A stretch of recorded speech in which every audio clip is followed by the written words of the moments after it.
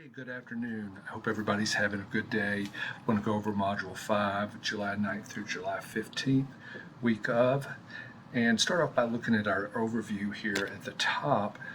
The focus this week is we're going to write our initial draft of our reflection, which I'll talk about in just a second, and we're going to write our initial draft of our recommendations and conclusions, okay?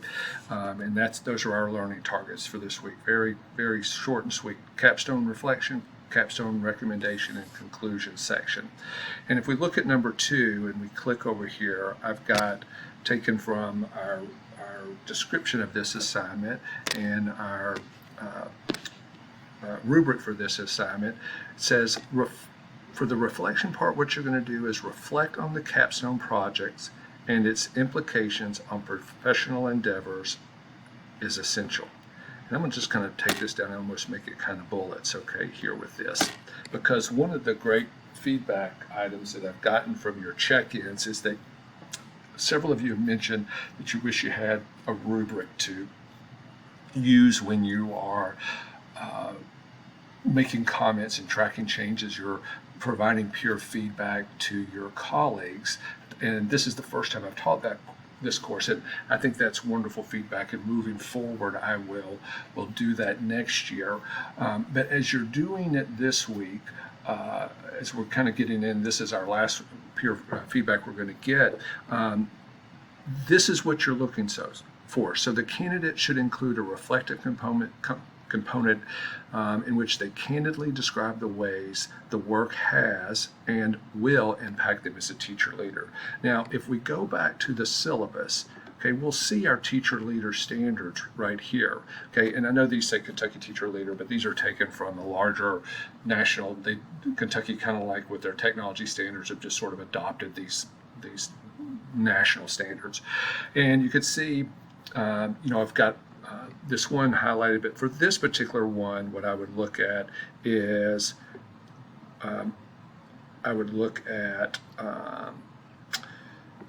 this particular number 5.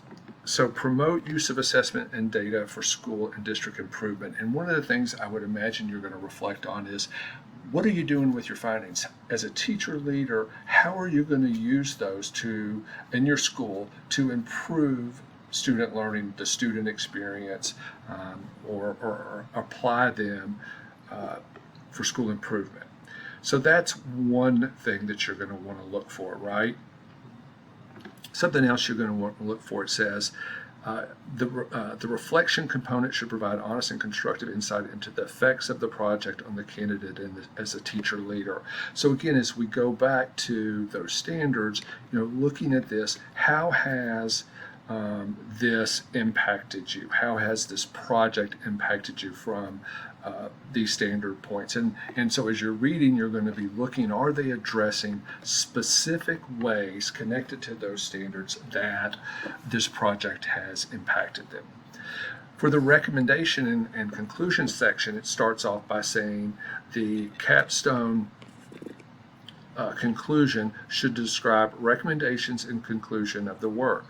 Next steps for further, so we're going to go down here. Next steps for further progress towards addressing the problem of practice should be addressed.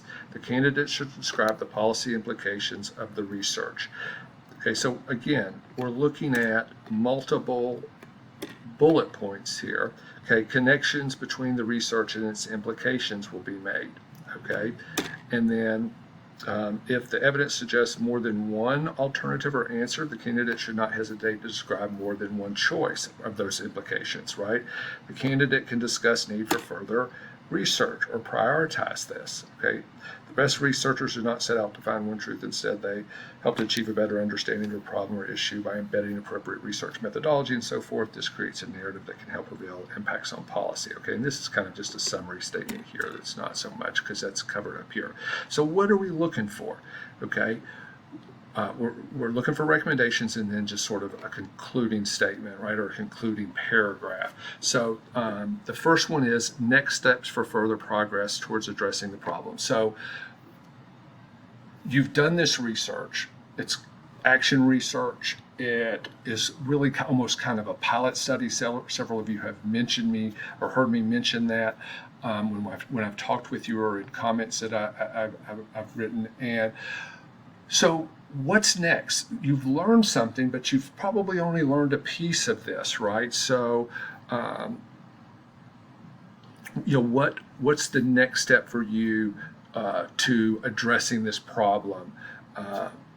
So maybe you've learned this, but you don't know what the cause of it is. So you want to do more research or what the answer or what the fix is. So that's one area. The candidate should describe policy implications of the research. Now, to be clear, there may not be any policy depending on what topic, but if there are, you should address that.